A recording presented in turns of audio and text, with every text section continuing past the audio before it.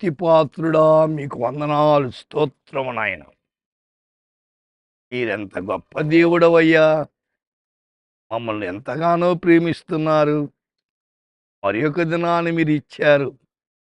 ఈ దినము లూకాసు వార్తలో మొదటి అధ్యాయం 50వ వచనాన్ని చదువుతాను. దయచేసి గమనించండి. ఆయనకు భయపడే వారి మీద ఆయన కనికరము తరతరములు కుండును. One generation to another, he shows mercy to those who honor him.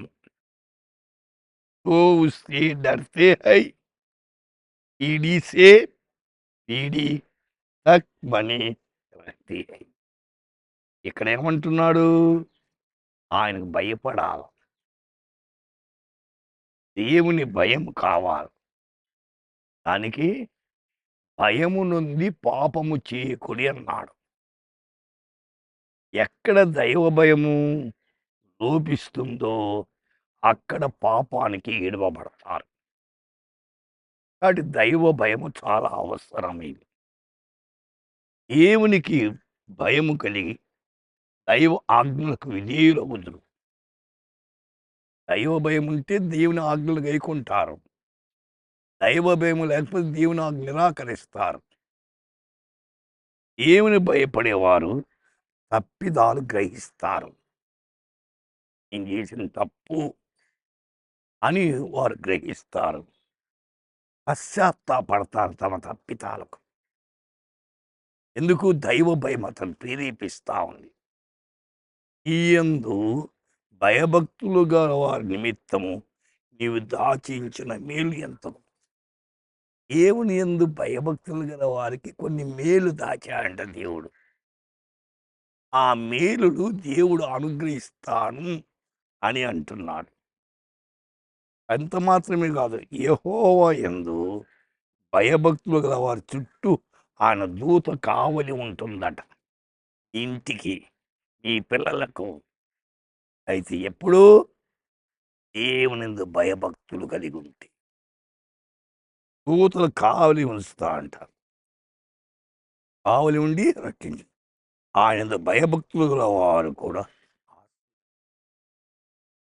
ఆశీర్వాదానికి మూలము దేవుని యందు భయభక్తులు కలిగి ఉండుట.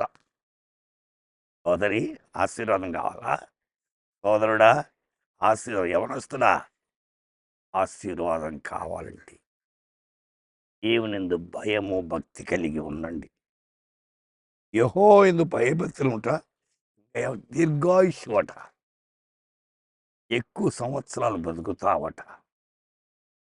అయితే దేవుని యందు భయభక్తులు కలిగి ఉండండి. తల్లిదండ్రులారా, మీ పిల్లలకు దేవుని యందు భయభక్తులు నేర్పించండి. ఈ కుటుంబం అంతా ప్రతిరోజు దేవుని యందు భయభక్తులు కలిగి ఉంటే దేవుడిని నేను పైకెత్తుతాడు. దేవుడు ఆశీర్వదిస్తాడు. దేవుని ఆశీర్వాదాల కిందికి రండి. ప్రార్థన చేసుకుందాం. ప్రభువా, ఈ దినం ఎంతమంది అయితే ఈ యొక్క కార్యక్రమాన్ని చూస్తున్నారు, వారు యందు భయభక్తులు కలిగి ఈ ఆశీర్వాదాలు పొంది ముందుకు సాగేదానికి కృప చూపించమని యేసు నామమున ప్రార్థిస్తున్నాము తండ్రి. ఆమేన్.